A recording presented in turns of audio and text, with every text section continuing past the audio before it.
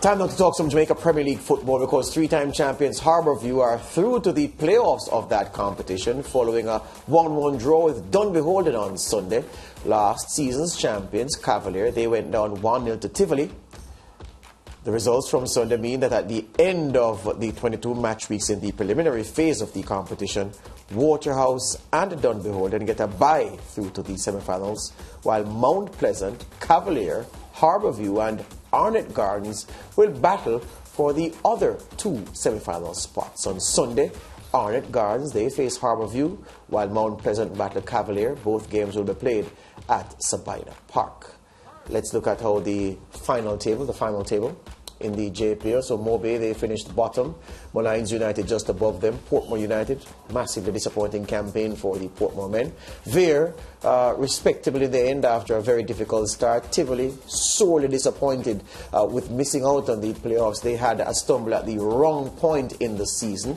And all of the JPL commentators and analysts for SportsMax had Tivoli in the top 6 based on the form they found about 3 or 4 match weeks ago. But that run came to an end. Humberland, they muscled their way up to 7th position, level on points with 6th place Harbour View. And again, Lance, that draw against Mobay United, that Andrew Price lamented it, made it sound as if he had a death in the family after that draw. It turned out to be the draw that cost them a place in the top 6. Cavalier, Mount Pleasant, Arnett Gardens, Dunbeholden and Waterhouse in ascending order means that we are set for the business end of this competition. Joining us to talk about the playoffs and the season overall is the man who's ever present on the JPL match week commentary, Christopher Taylor. Good afternoon. Welcome to the SportsMax Zone.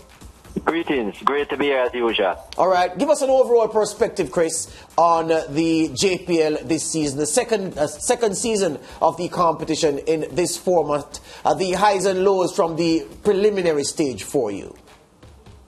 Yeah, really great season. Lovely to see so many youngsters coming up from the high school arena and doing well in the Premier League. I think that's a great thing. It was also excellent to see so many JPL players being asked to represent the Reggae Boys at the international level. I thought that shows that was a good sign for the Jamaica Premier League and the rising quality that we're seeing in our football, that these players are thought of in that light.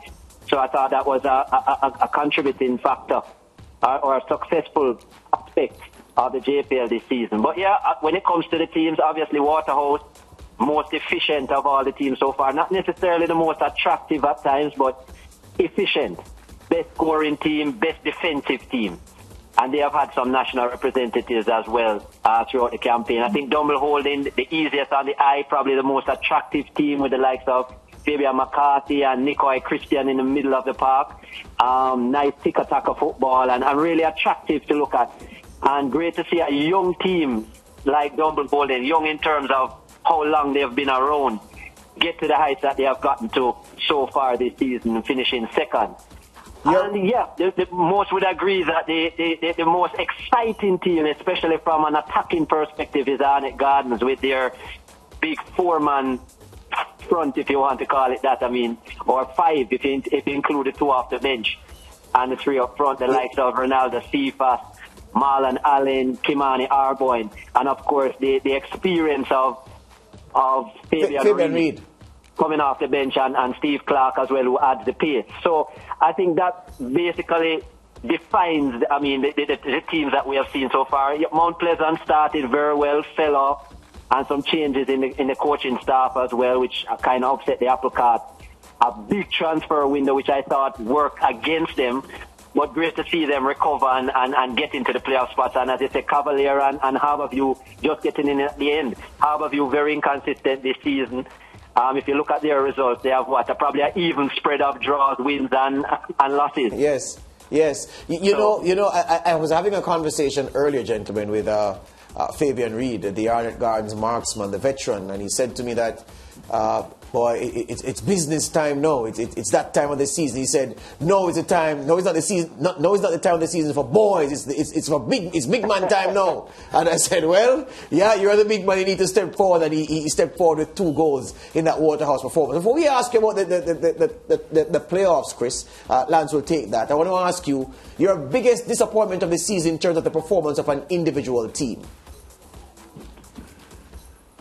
I would have to say that Portmore United. I would have to think based on their pedigree, you know, the team that has won the Jamaica Premier League most at 7 times.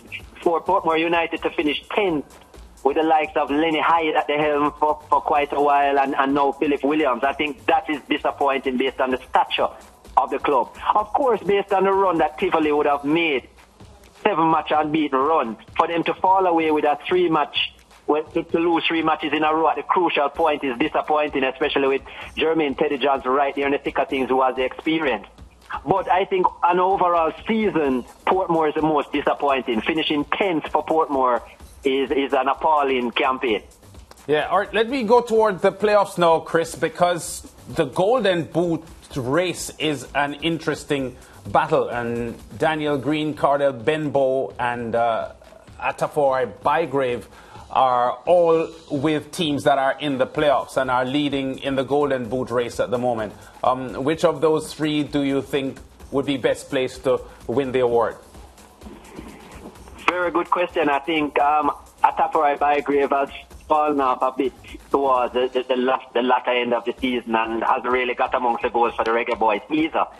Daniel Green has been in good goal scoring form and very confident. I think he has a few more that he can to the roster. Obviously, Nicholas Nelson was also there as well, but his campaign is over. He finished on 11th. Benbow, 2 goals in the last 2 games. I like Daniel Green's chances of continuing the goal scoring. I think right now, Ataforai Bygrave is not at his most confident, and that might affect his clinical nature. But let me tell you,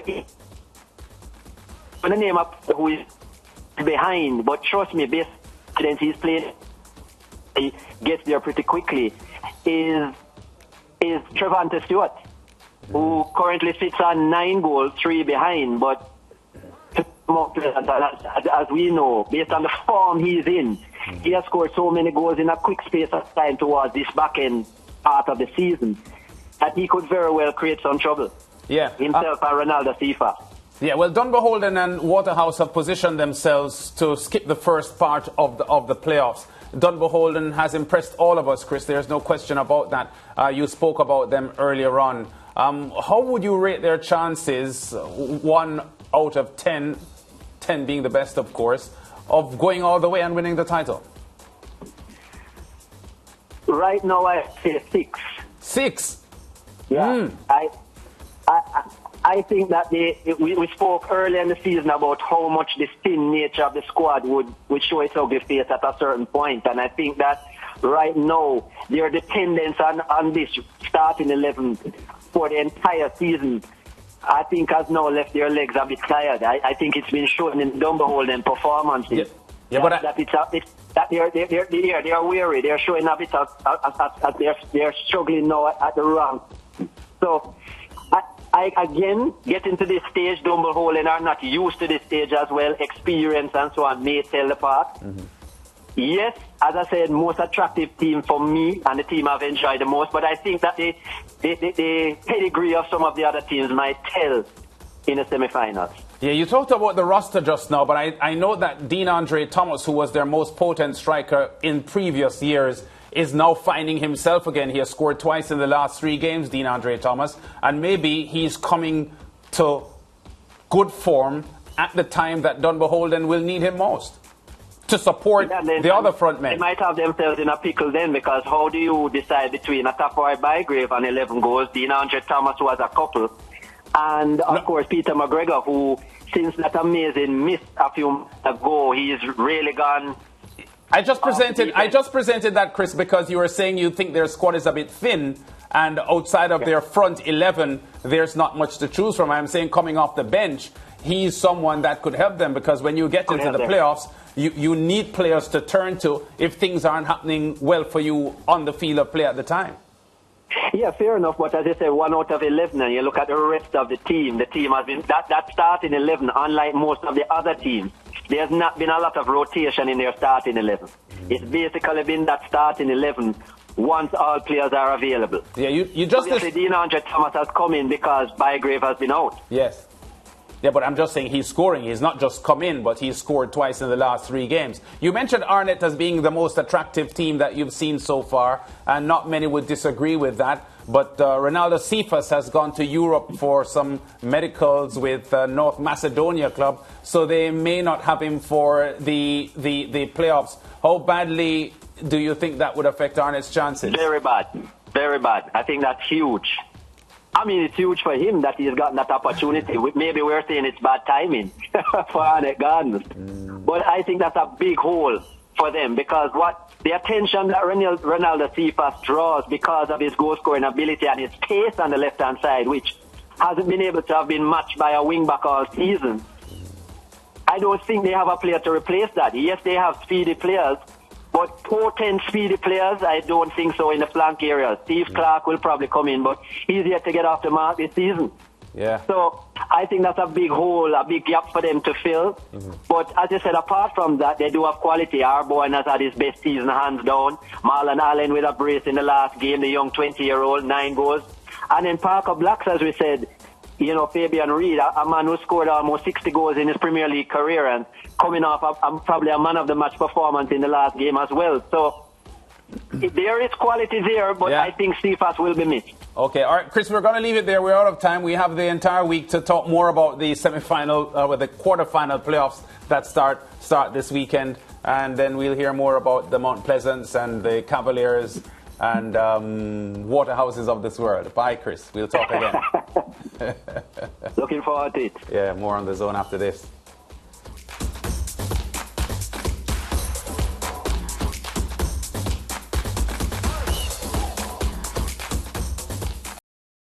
Thank you for watching SportsMax on YouTube. Don't forget to like, share, subscribe, and click the notification bell to stay informed.